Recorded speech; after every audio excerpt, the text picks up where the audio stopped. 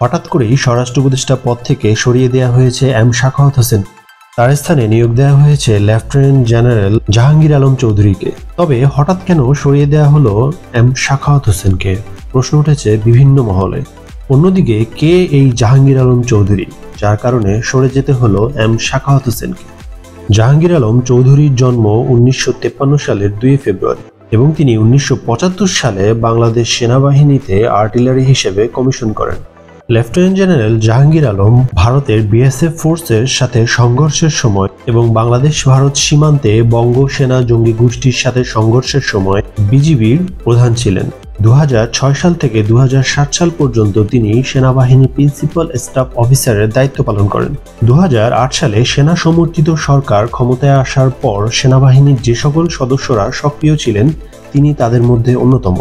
2009 সালে বিডিআর বিদ্রোহের সময়ও ছিল জাহাঙ্গীর আলমের ভূমিকা। বিডিআর বিদ্রোহের পর তদন্ত কমিটির নেতৃত্ব দেন তিনি। জনশ্রুতি রয়েছে তৎকালীন সরকারের কথামতো রিপোর্ট জমা দিতে এবং অবসরের পর আমেরিকার রাষ্ট্রদূত হিসেবে পাঠানোর প্রস্তাব পান তিনি।